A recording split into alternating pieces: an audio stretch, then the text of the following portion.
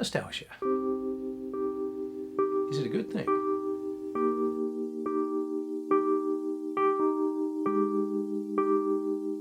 Years ago, I had two young lads, one learning how to ride a bike and the other one learning how to walk. All those images were captured on Super 8mm film. I had a single 8 film camera made by Fuji that used a slightly different cassette to the one used by the Kodak Super 8 film. But I was able to capture Connor, my oldest son, learning how to pedal the first few yards without the stabilizer, and then some friends of the family showing him how to basically ride the bike without his stabilizers, and then I captured him cycling, unaided, no one else helping him, building the confidence to just get there and balance, and he was excited by that. And he loved to kind of show off and show what he was capable of doing. It was good. In 1994 I was using a cinefilm camera, not too dissimilar to this one.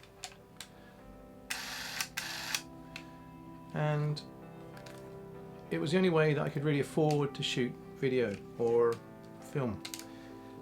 Each roll of film that I bought cost around about £11, and it was sent away and came back in a little package which the kids loved to open up and put onto the projector and see what the film could look like. Even though you may be looking through the viewfinder, you weren't necessarily sure that everything was in focus.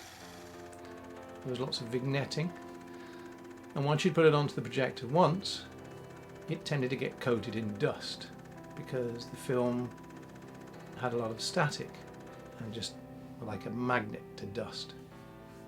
But over the years, having gone from VHS to Super VHS to HDV, DV, and now onto tapeless systems,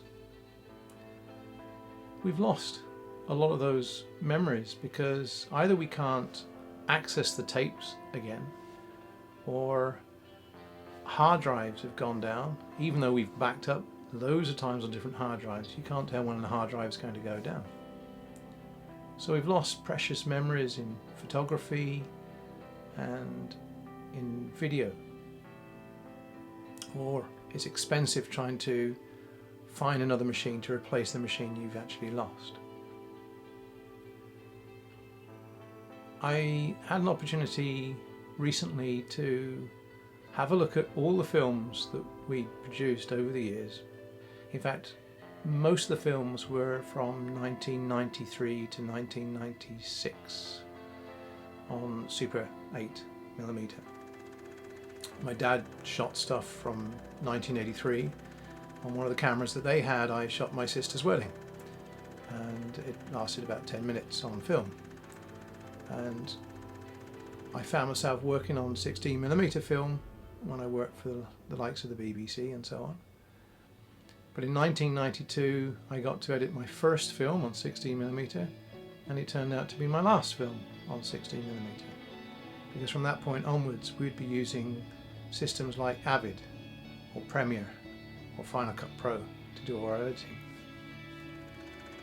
Although we become very nostalgic about using film, we like the colours, the grainy image, they always tended to get scratched, they always tended to collect dust.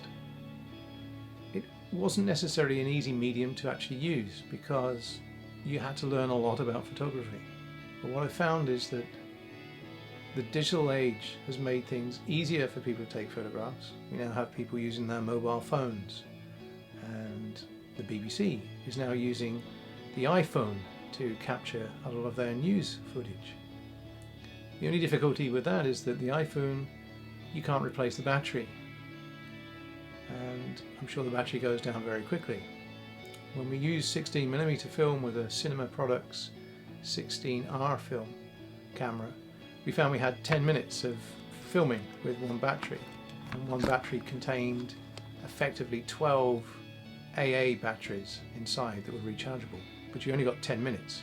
And it took around about 5 hours to recharge.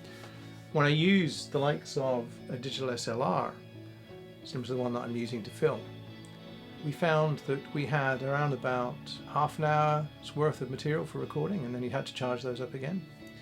The main camera I'm using over here, you could get about 5 hours worth of shooting on a single large battery. So the more professional the equipment, I think, the better the battery life and the more you can actually capture. It's nice to be able to use an iPhone, but again, the battery is bound to go out very quickly. Mine always has done. I've used this, and as soon as I use the battery, it's a little Samsung thing, it tends to run out very quickly. But we still feel very nostalgic about using Super 8mm film, or the use of film. I have loads of stills cameras that I like using, like my little Russian copy of a Leica camera. But it's very difficult to use because you had to focus through one viewer, and then you had to take in another. You had to remember to take off the lens cap because you could easily forget to take that off.